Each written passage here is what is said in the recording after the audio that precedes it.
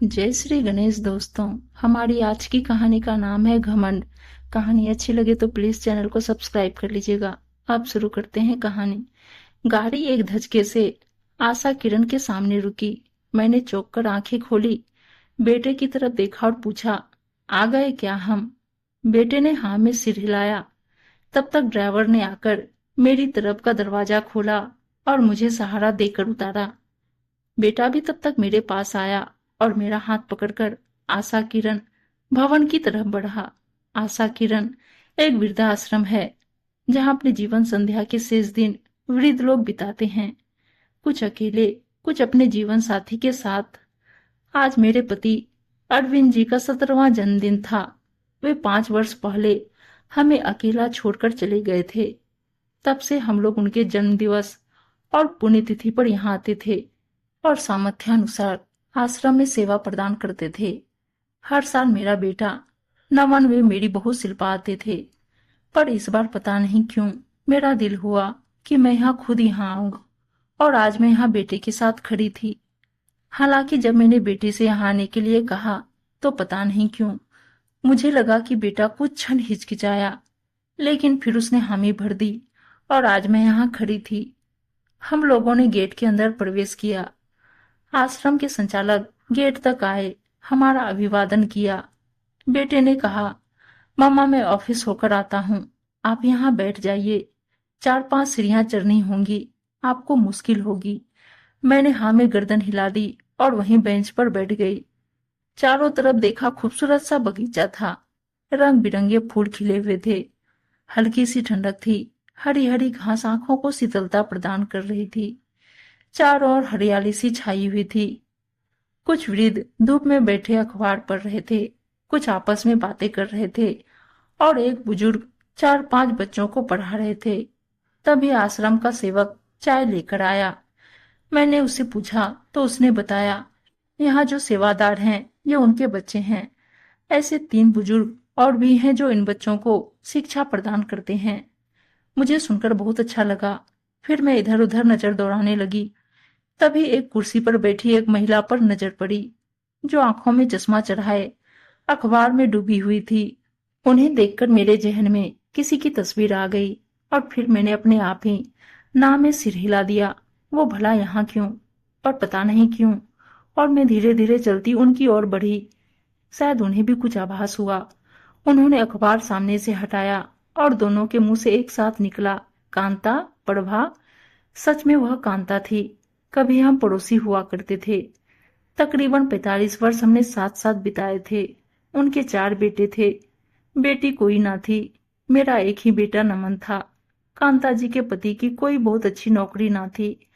वे खुद एक मेहनती और स्वाभिमानी महिला थी।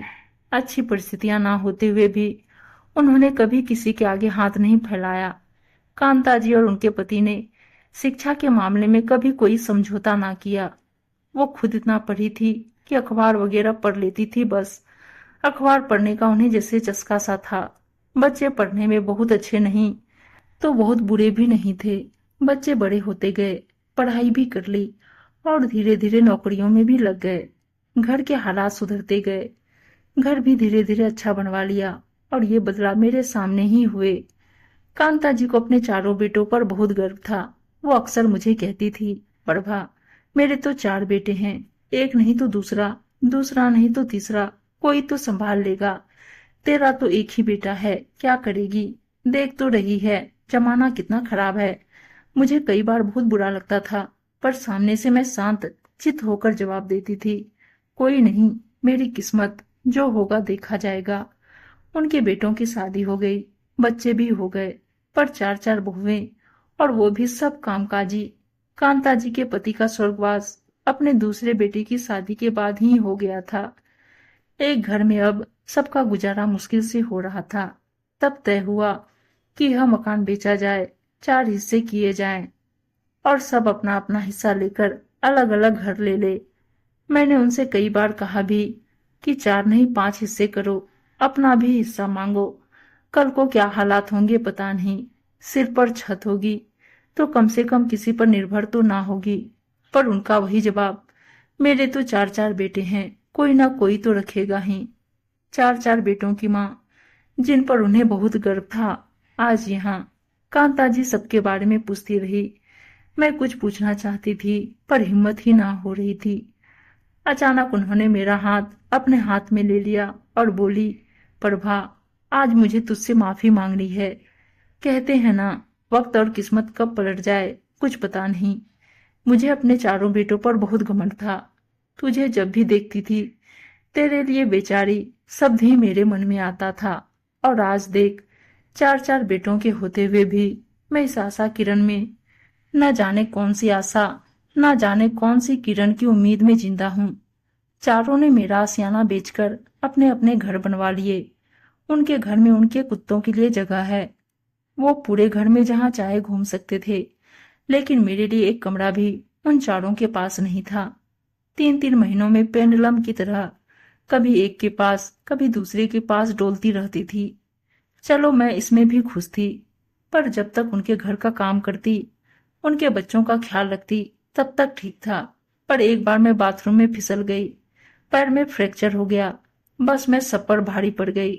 डॉक्टर को दिखाना, दवाई लाना, सब पर बोझ बन गया। जो भाई किसी भी मुद्दे पर एक नहीं होते, वो मेरे मामलों में एकजुट हो गए। छोटी बहू अलका फिर भी तीनों से अच्छी थी। वो मेरा ध्यान भी रखती थी, दवाई वगैरह भी वही लाती थी। पर जब अपने ही सिक्के खोटे हो, तो मैं बहुओं को क्या दोष दूं। वो तो फिर भी दूसरे घरों से आई थी। मुझे तेरी बहुत याद आती थी। तू कहती थी ना, अपना हिस्सा भी लेना। और देख मेरी हालत कहाँ से कहाँ पहुंच गई। तू बता कैसी है। भगवान नमन जैसा बेटा सबको दे। तुझे पलकों पर रखा है, और वो तो मेरी गोदी में भी खेला है। वो उसको याद है, आज भी हर महीने आता है, मेरे हाथ में पैसे रख कर जाता है। हर दिवाली पर मेरे लिए नए कपड़े लाता है। दिल से उसके लिए दुआ निकलती है, भगवान 4 बेटे ना दे, बस एक नमन जैसा बेटा ही दे दे, तो इन वृद्धाश्रमों की जरूरत ही ना हो। और मैं चकित थी कि नमन यहाँ हर महीने आता था, यानी वो जानता था कि उसकी चाची यहाँ पर है, पर उसने मुझे कभी जाहिर नहीं किया। और फिर मुझे याद आया कि क्यों वो सुबह थोड़ा हिचकिचाया था जब मैंने आज साथ आने के लिए कहा था। मुझे उस पर गर्व हो आया।